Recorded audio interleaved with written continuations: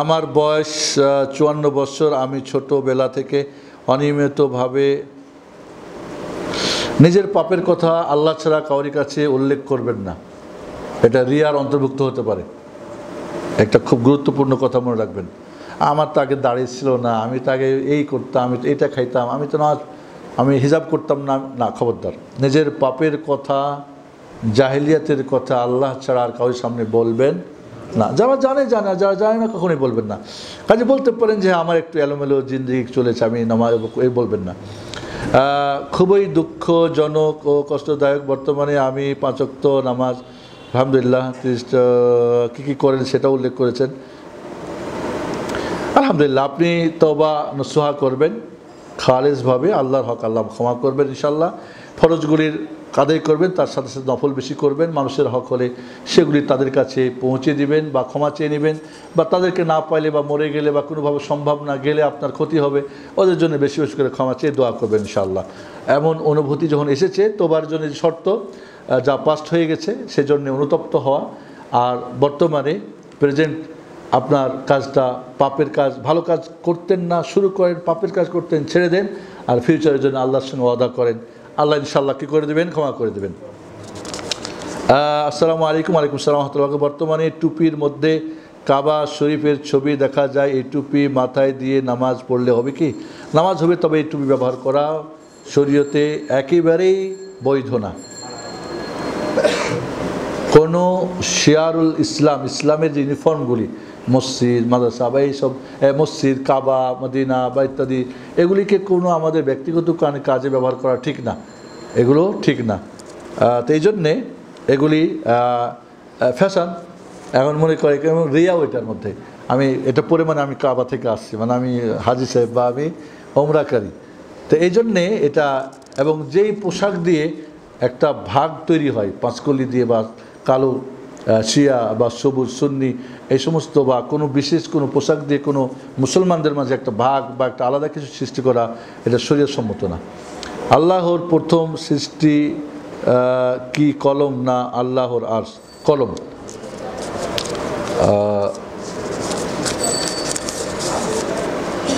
ওয়ালাইকুম আসসালাম ওয়া রাহমাতুল্লাহি ওয়া বারাকাতুহু। একজন আলেম বক্তৃতায় বলেছেন রহমান আল্লাহর আরশের উপর সমাসীন। এই আয়াতটা নাকি মানসুখ হয়ে গেছেন, কথাটা কি ঠিক? জানি না, আল্লাহ মানসুখ করেছেন, উনি হয়তো আল্লাহর কাছে গিয়েছিলেন, আল্লাহর কাছে গিয়েছেন, আল্লাহ মানসুখ করে দিয়েছেন। আল্লাহ যে আরশের উপরে আছেন এটা আল্লাহ মানসুখ করেছে। কে মানসুখ করবে? আল্লাহটা তো আল্লাহই করবেন। আর এটা জানবে কে হয়? রাসূল সাল্লাল্লাহু আলাইহি ওয়াসাল্লামের মাধ্যমে তো, তিনি তো নাই।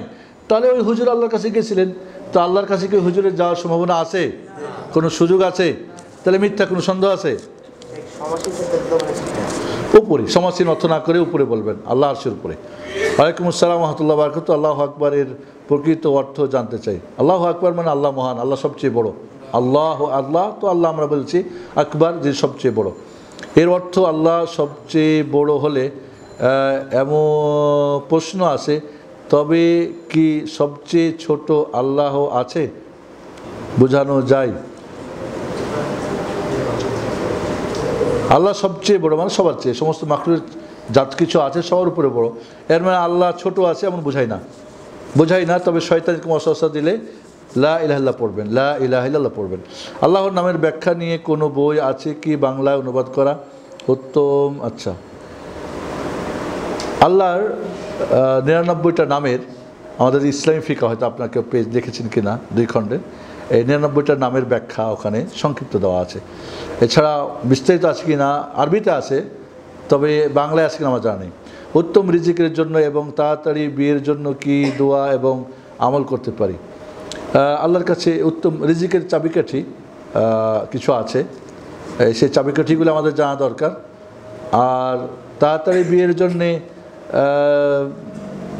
তাড়াতাড়ি যিনি করতে পারেন তার কাছে চাইবেন, আল্লাহর কাছে, আল্লাহ ব্যবস্থা করে দেবেন ইনশাআল্লাহ। উত্তমের রিজিকের জন্য তার কাছে চাইবেন, আল্লাহ ব্যবস্থা করবেন। এই তাড়াতাড়ি আমাদের কিছু বইপত্রে দেওয়া থাকে, রিজিকের অমুকের তমুক, আর লোকজন বাস তো যেই বেটা লিখেছে সেই বেটা কেন হয় এই বই বিক্রি করে চায় চায় খাই হুজুর সাহেব। হ্যাঁ, তাবিজ দিয়ে যদি হয়তো ওই তাবিজ তুমি হুজুর ঝুলে দাওনি তোমার বাড়িতে, আর এটাই দিয়ে তোমার যদি হয়তো তুমি করো না কে? তো এগুলি আমাদের আসলে তাড়াহুড়া বলতে কি, দোয়ার তো 3টা অপশন, ঠিক না? যা চেয়েছেন তাই আল্লাহ দিবেন, অথবা যা চেয়েছেন এর চাইতে বড় জিনিস থেকে আপনাকে হেফাজত করবেন, তা যে ওটা আপনাকে দিবে না, অথবা কিয়ামতের দিনের জন্য আপনার জন্যে রেখে দেবেন। জি,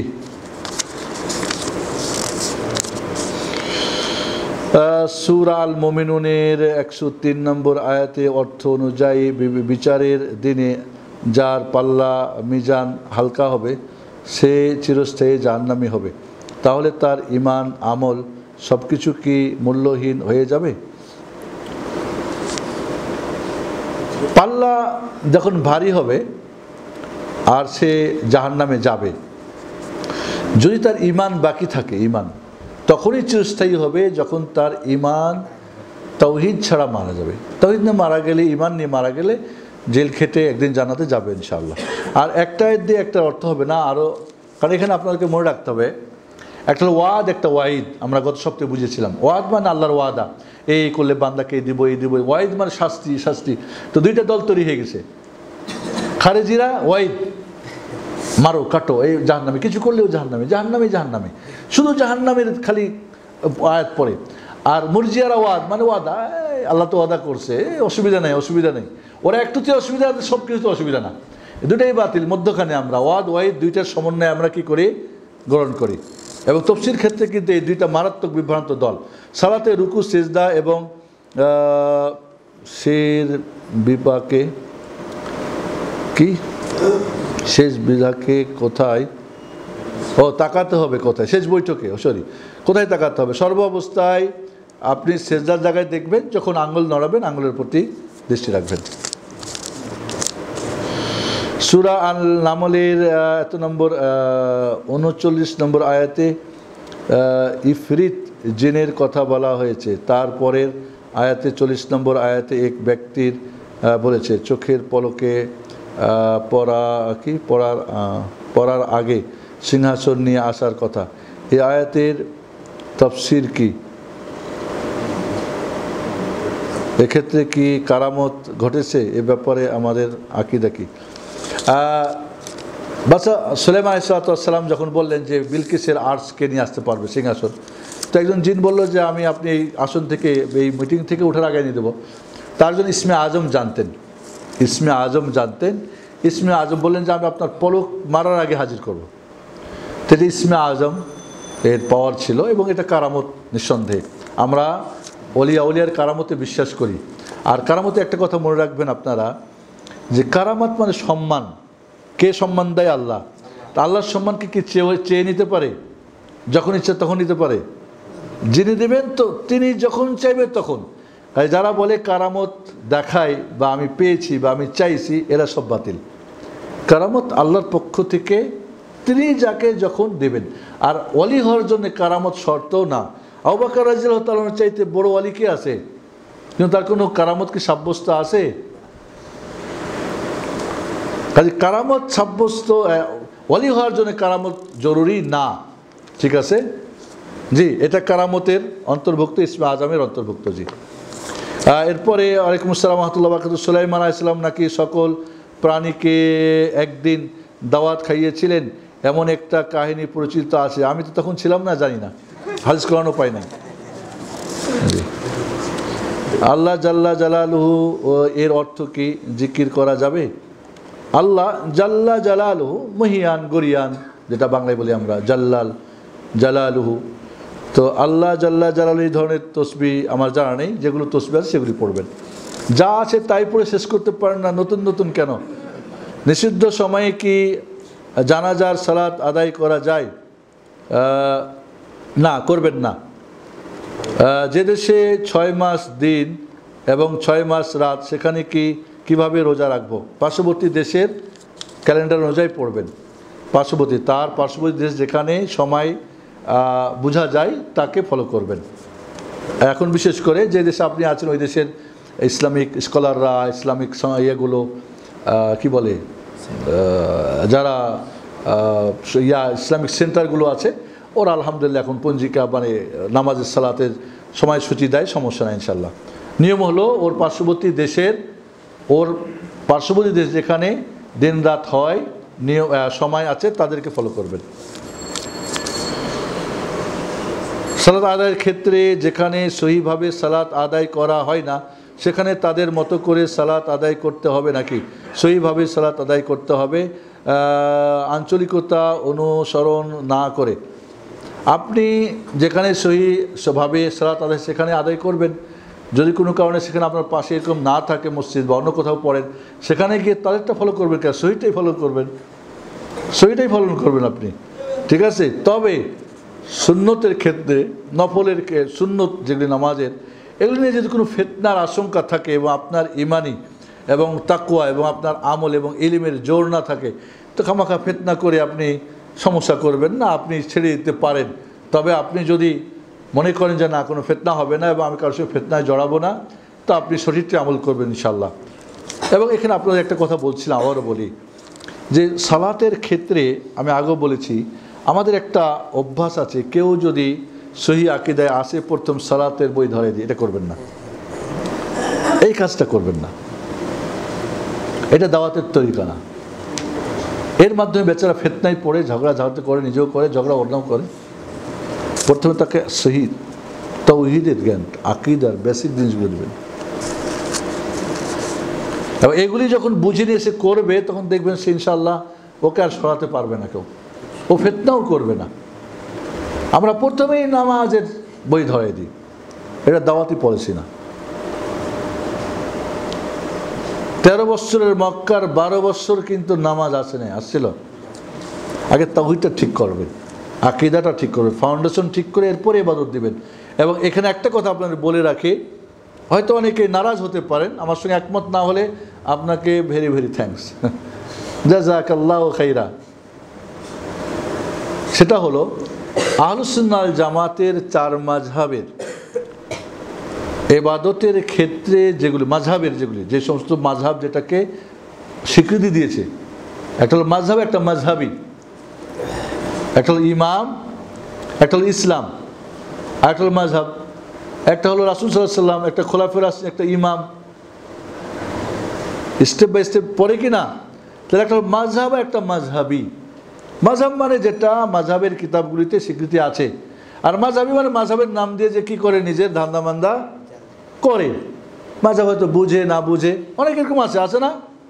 তো এক্ষেত্রে বলছি কথাটা ভালো করে রাখবেন, আবার ভুল বুঝবেন না। মাযহাবীদের দেখে মাযহাব যাচাই করা যায় না। মুসলমান দেখে কি ইসলাম যাচাই করা যায়? কি বলেন আপনারা? মুসলমান দিয়ে ইসলাম যাচাই করা যায়? মুসলমান দিয়ে ইসলাম যাচাই করতে ইসলাম কিছু পাবে না। এই মুসলিম যা কথা ইসলাম, তো কোন ইসলাম? তাহলে ইসলাম দিয়ে মুসলিম যাচাই করতে হবে। তো মাযহাব আহলুস সুন্নাহ ওয়াল জামাতের এই 4টি মাযহাবকে ওলামায়ে কেরাম বলেছেন যে ফিকহি মাসালাতে যেগুলো তাদের ইখতিলাফ আছে, কোনো একটা যদি কেউ করে, কোনো একটা কেউ ফলো করে, হয়তো মনে করে হানাফি মাযহাবের নিয়মে সালাত আদায় করে, তো পদ্ধতিটা কি? এটা তো একটা ফিকহি মাযহাবের, হানাফি মাযহাব বা শাফি মালিকি মাযহাবের একটা পদ্ধতি অনুসরণ করে, তাহলে তার নামাজ হবে না এমন কথা কারোর বলার অধিকার নেই। নামাজ হবে, কারণ ফরজে ওয়াজিবে কোনো সমস্যা নাই, মুস্তাহাব সুন্নত নিয়ে হয়তো কম বেশ, ঠিক না? তো সুন্নতে কম বেশে নামাজ বাতিল হয় না। ইচ্ছা করেও সুন্নত ছাড়লে নামাজ হয়, সব কম পাবে। তাহলে আমরা এখানে ঝগড়া, আমরা মনে করি নামাজ হবেই না, এক নম্বরটা আমাদের কিছু মেজাজ আছে। ফিকহি মাসলা কিছু গুঞ্জাইশ, কিছু সুযোগ আছে ইখতিলাফ করার, তাই হয়েছে। তবে আকীদার ক্ষেত্রে আমরা বলছি না যে আপনারা নেবেন। তাহলে এই নামাজের বিষয়টা নিয়ে আমরা অনেকেই, তাহলে ওখানে নামাজ পড়বো কি না, অমুক ইমাম বেদাতি, কি বেদাত করে, ওর পিছনে বেদাত কোন কত প্রকার, কেমনি, কোন বেদাত, আকীদার বেদাত না এটা কথার বেদাত না কাজের বেদাত, বেদাতটা কি সুন্নতের বিপরীত না কি আকীদার কোন জায়গায় বেদাতের বিভিন্ন ভাগ আছে। বেদাতি কি নিজে তৈরি করেছে, নিজে করে, নিজে ডাকে, না অন্যরা করে তাই দেখা দেখি করে, কি এগুলো অনেক ভাগ আছে। এই ভাগগুলি না জেনে আমরা খাস জানি বেদাতি, ব্যাস। আমরা এই জিনিসগুলিকে সাধারণ মানুষরা নিজেরাই হুকুম তৈরি করে নিই, এটা মহা অন্যায়। এটা আমাদের জন্য বন্ধুরা ফিতনা করবেন না। কাজে বলবো যে হ্যাঁ আপনি সঠিকটাই করবেন, আমি বলছি বারবার করবেন ইনশাআল্লাহ। ফিতনার আশঙ্কা থাকলে আপনি ফিতনায় গেলে কিন্তু দেখা যাবে যে আপনি নিজেই হয়তো হারিয়ে যাবেন। আরও যে 10 জন আপনার থেকে সঠিকটা শিখতো পদ্ধতিটা, ওরাও এই সুযোগটা পাবে না, হারিয়ে যাবে।